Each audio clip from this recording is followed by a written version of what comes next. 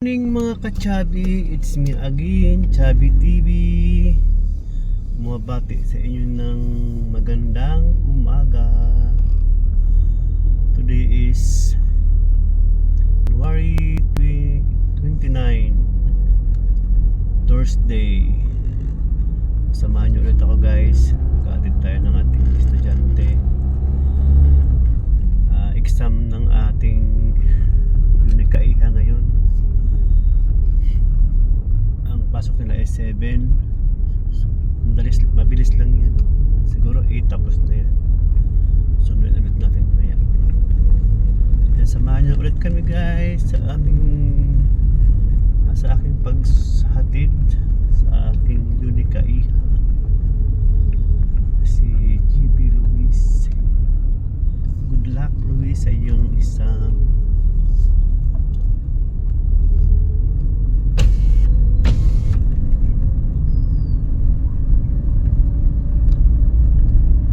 Magandang umaga sa mga masugid na taga-subaybay, walang sawang suporta sa aking channel. Salamat.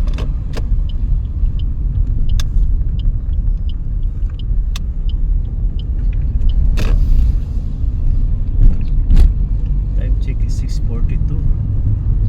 Ilang 6 minutes ang 6 or 7 minutes yung layo namin sa school. So bago mag 7 nandun na kami.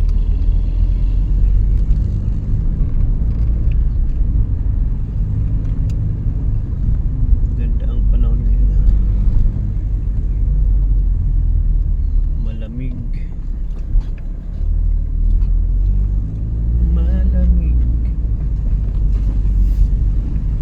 Puso ang sipon.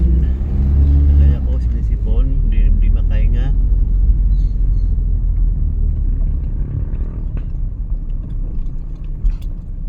Iba kasi yung klima dito. Sobrang lamig ng umaga. Nalulusaw na yung ice sa silangan. Yung ihip ng hangin ay malamig.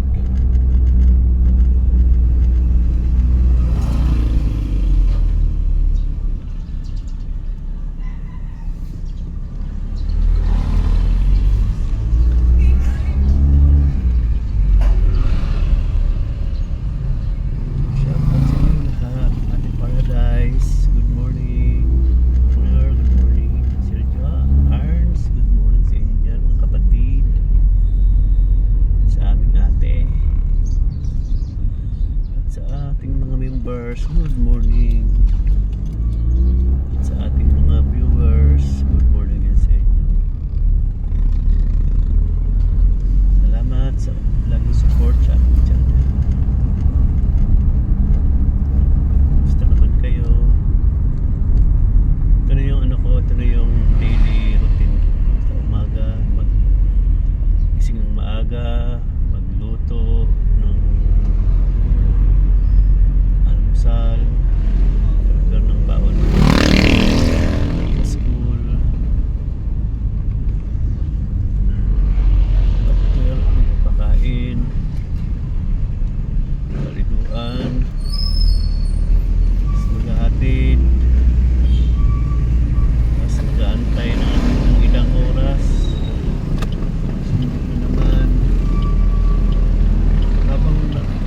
Pagkatid ko sa umaga, pagaling sa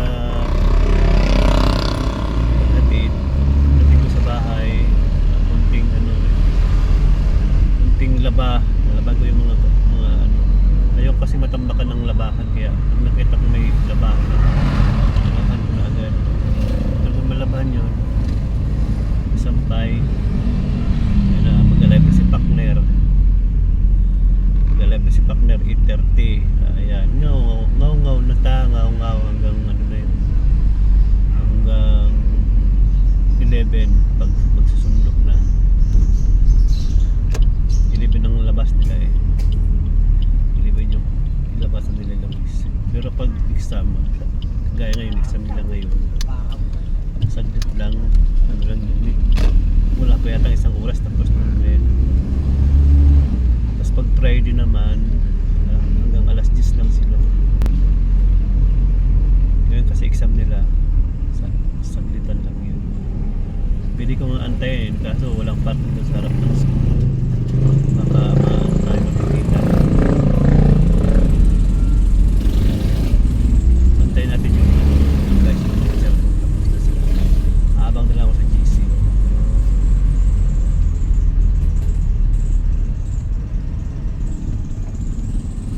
Thank you guys.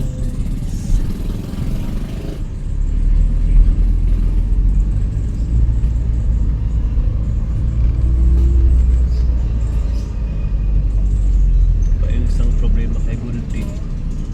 Si Goldie ay ano, meron siyang tagas sa ano, ilalim yung, di ba pinagawa ko yung ano, sa transmission. Ang problema, napansin ko, bawat alis ko sa ano, sa parking, merong ano, merong tagas, may ano doon, langis na tumagas. Tapos nung nagpa PMS, pa-change oil, nakita rin ng ano doon, mekaniko na meron na talagang tagas. Kailangan na ma-fix yun, kasi pag hindi ma-fix, mauubos yung langis, makasirain na naman yung transmission. Mahal pa naman ang ano, ang buong transmission nasa 100K. Hindi pa yung brand yun. Tapos pag ano pa, yung pagbaba nun, mahal din pag binaba yung transmission, kasi bubuksan yun eh. Magastos. Kaya nag-inquire ulit kami doon sa gumawa nito sa bahay. Sabi nila, kasi doon sa kasa ang sabi ay kailangan palitan ng ano, seal oil para kasi nga tumatagas. Tapos nag-inquire naman kami doon sa gumawa, sa nagtanggal ng ano ito, gumawa ng transmission. Sabi nila 10K na naman daw. 10K lang. Kasi bababa ulit yung ano, yung bayad namin sa kaya noon, kulang-kulang ano eh. Ang gastos namin dito kulang-kulang 30,000. Kasi ito na naman, magastos pala magkaroon ng sasakyan. Kasi pag hindi mo ano, hindi mo rin sinagapan, lalong lalala yung ano, yung sakit ba ng tao dito, kailangan na maintain.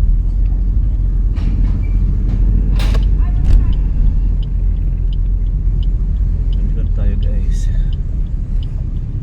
dito na tayo.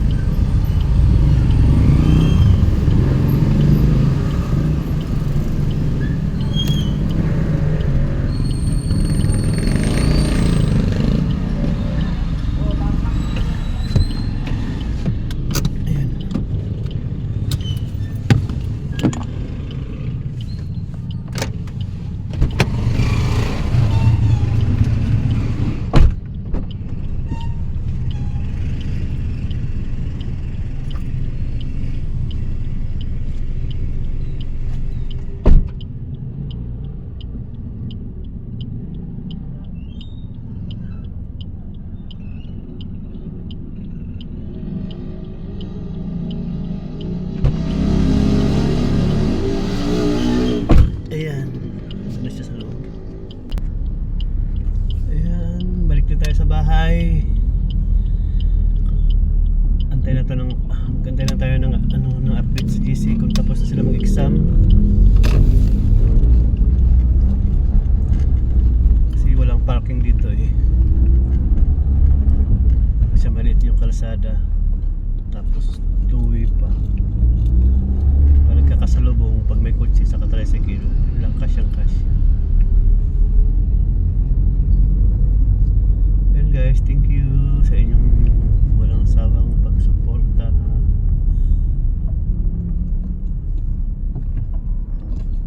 Masalas ito.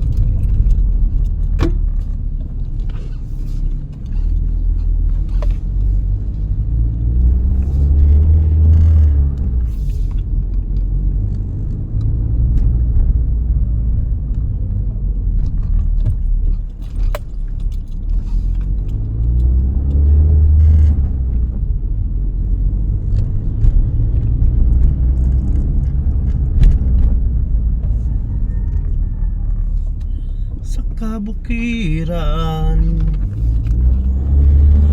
ay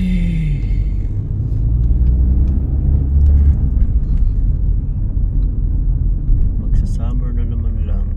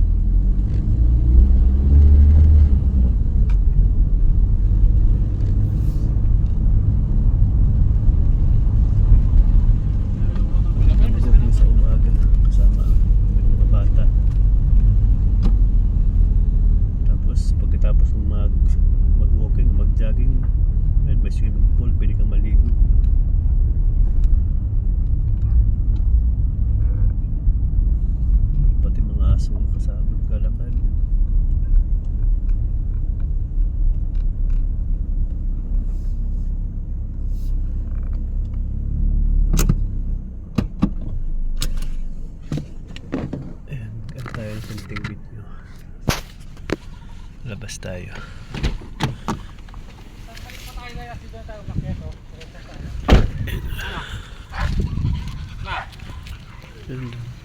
Yung parang isla na yan, ano yung kangkong yan. Kangkong. Yan, kangkong yan. Ito may water lily.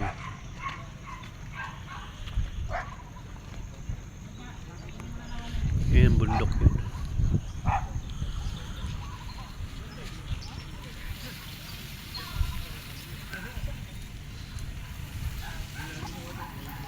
Sarap ng hangin.